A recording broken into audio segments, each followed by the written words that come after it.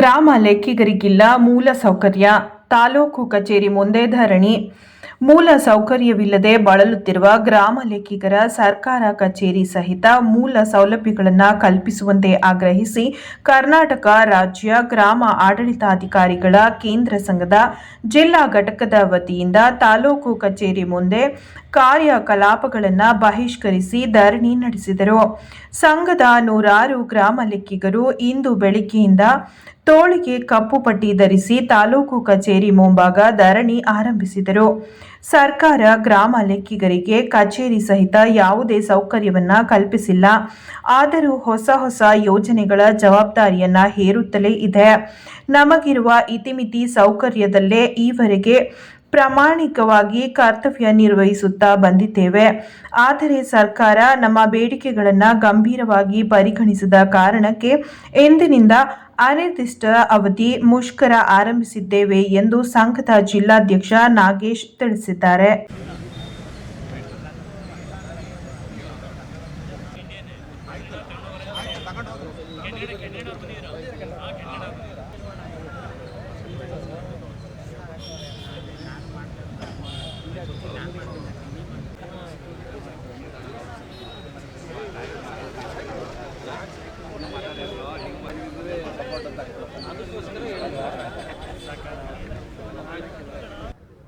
ಇಂದು ಮೈಸೂರು ಜಿಲ್ಲೆಯಲ್ಲಿ ಜಿಲ್ಲೆಯಾದ್ಯಂತ ಆ ತಾಲೂಕು ಕಚೇರಿಗಳೆದುರುಗಡೆ ಎಲ್ಲ ನಾವು ಗ್ರಾಮ ಆಡಳಿತಾಧಿಕಾರಿಗಳು ಪ್ರತಿಭಟನೆಯನ್ನು ಮುಷ್ಕರವನ್ನು ಕೈಗೊಂಡಿದ್ದೀವಿ. ಏನಕ್ಕೆ ಈ ಮುಷ್ಕರ ಕೈಗೊಂಡಿದ್ದೀವಿ ಅಂತಂದರೆ, ನಾವು ಯಾವುದೇ ಒಂದು ಯೋಜನೆಯನ್ನು ಜಾರಿ ಮಾಡಿದಂಥ ಸಂದರ್ಭದಲ್ಲಿ ಅದನ್ನು ಪ್ರತಿಯೊಂದನ್ನು ಜಾರಿ ಮಾಡೋ ಅಂಥದ್ದು ಈ ಗ್ರಾಮ ಆಡಳಿತಾಧಿಕಾರಿಗಳೇ. ಬೇರು ಮಟ್ಟದಲ್ಲಿ ನಾವು ಕೆಲಸ ಮಾಡ್ತಾಯಿದ್ದೀವಿ.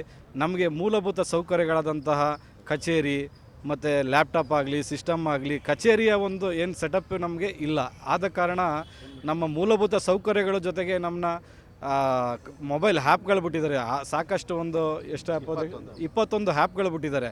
ಆ ಆ್ಯಪ್ಗಳಲ್ಲಿ ನಮ್ಮ ಮೊಬೈಲ್ನಲ್ಲಿ ಕರ್ತವ್ಯ ನಿರ್ವಹಿಸಬೇಕು. ಯಾಕೆಂದರೆ 18-20 ಆ್ಯಪ್ಗಳನ್ನ ನಾವು ಹಾಕೊಂಡಾಗ ಜೊತೆಯಲ್ಲಿ ನಮ್ಮ ಮೊಬೈಲ್ಗಳಲ್ಲೂ ಒಂದಷ್ಟು ಆ್ಯಪ್ಗಳಿರ್ತದೆ. ಮೊಬೈಲಲ್ಲಿ ಕರ್ತವ್ಯ ನಿರ್ವಹಿಸೋದು ತುಂಬ ಕಷ್ಟ ಆಗುತ್ತೆ. ಹ್ಯಾಂಗ್ ಆಗೋದು, ಇನ್ನೊಂದಾಗೋದು, ನಮಗೆ ಇಂಟರ್ನೆಟ್ ಸೌಲಭ್ಯಗಳಿಲ್ಲ.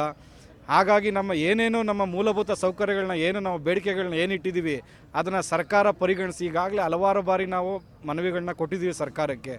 ಆದರೂ ಸಹ ನಮ್ಮ ಬೇಡಿಕೆಗಳನ್ನ ಸರ್ಕಾರ ಈಡೇರಿಸೋದ ಬಗ್ಗೆ ಗಮನವೂ ಹರಿಸಿಲ್ಲ ಮತ್ತು ಒಂದು ಸಭೆ ಸಹ ಮಾಡಿಲ್ಲ. ಹಾಗಾಗಿ ನಾವು ಸರ್ಕಾರಕ್ಕೆ ಒಂದು ಎಚ್ಚರಿಕೆ ಗಂಟೆಯನ್ನು ಈ ಮೂಲಕ ಕೊಡ್ತಾ ಇದ್ದೀವಿ.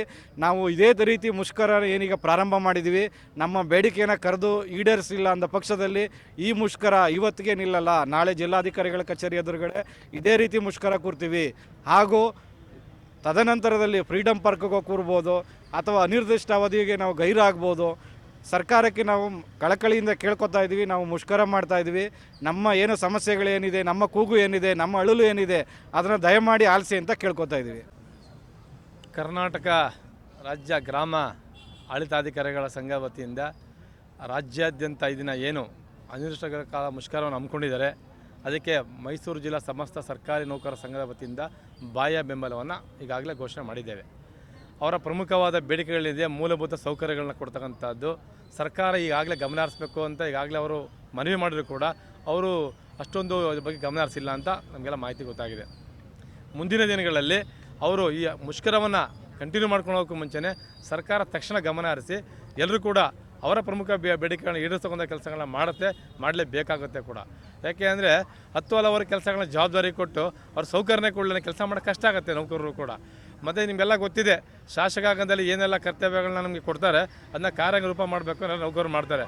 ಇದು ಪ್ರತಿಯೊಂದು ನಮ್ಮ ಗ್ರಾಮ ಆಡಳಿತಾಧಿಕಾರಿಗಳಿಗೆ ಮೂಲ ಸೌಕರ್ಯ ಇಲ್ಲ ಕೆಲಸ ಮಾಡೋಕ್ಕೆ ಆಗುತ್ತೆ. ಮತ್ತು ಅವರಿಗೆ ಇಷ್ಟೊಂದೆಲ್ಲ ಕೆಲಸ ಕೊಟ್ಬಿಟ್ಟು ವೇತನ ಕೂಡ ಪರಿಶೀಲನೆ ಮಾಡಬೇಕಾಗತ್ತಲ್ವ.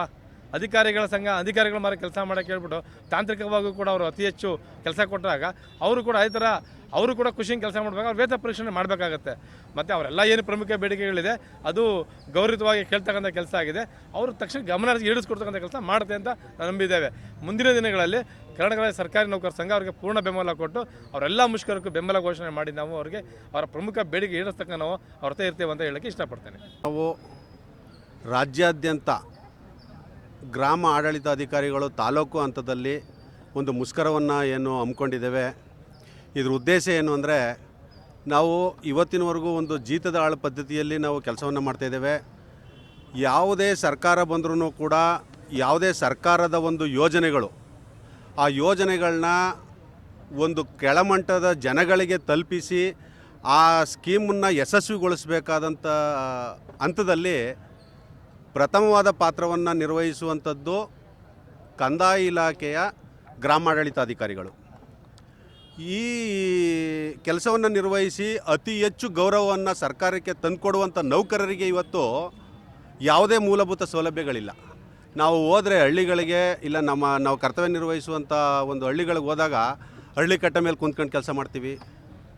ಅಲ್ಲೆಲ್ಲೋ ಒಂದು ಸೇತುವೆ ಇದ್ದರೆ ಸೇತುವೆ ಮೇಲೆ ಕುಂತ್ಕೊಂಡು ಕೆಲಸ ಮಾಡ್ತೀವಿ. ನಮಗೆ ಯಾವುದೇ ಸ್ವಂತವಾದ ಕಚೇರಿ ಇಲ್ಲ, ಯಾವುದೇ ನಮಗೆ ಒಂದು ಸ್ವಂತವಾದ ಟೇಬಲ್ ಇಲ್ಲ. ಈಗ ಸ್ವಂತವಾದ ಕಚೇರಿ ಮಾಡಬೇಕು ಅಂದಾಗ ನಮ್ಮಲ್ಲಿ ಮೈಸೂರು ಒಂದು ನಗರವಾಗಿ ಯಾವುದೇ ಮೂಲೆಗೆ ಹೋದರೂ ನೀವು 3,000 5,000 ಬಾಡಿಗೆ ಕೇಳ್ತಾರೆ. 5,000 ಬಾಡಿಗೆ ಕೊಟ್ಟು ನಾವು ಕಚೇರಿ ನಿರ್ಮಾಣ ಮಾಡ್ಕೊಂಡು ನಾವು ಮಾಡುವಂಥದ್ದು ಅಲ್ಲಿ ನಮಗೆ ಶಕ್ತಿ ಇಲ್ಲ ಸರ್. ಇದು ಒಂದು. ಹಾಗೆ ನಮ್ಮ ಮೂಲಭೂತ ಸೌಲಭ್ಯಗಳು ಈಗೇನು 21 ಆ್ಯಪ್ಗಳನ್ನ ಕುಂತ್ಕೊಂಡು ಒಂದು ಇಂಪ್ಲಿಮೆಂಟ್ ಮಾಡಿದ್ದಾರೆ. ಈ 21 ಆ್ಯಪ್ಗಳನ್ನ ಮೊಬೈಲ್ನಲ್ಲಿ ಕಾರ್ಯನಿರ್ವಹಿಸಿ ಅಂತ ಹೇಳ್ತಾರೆ.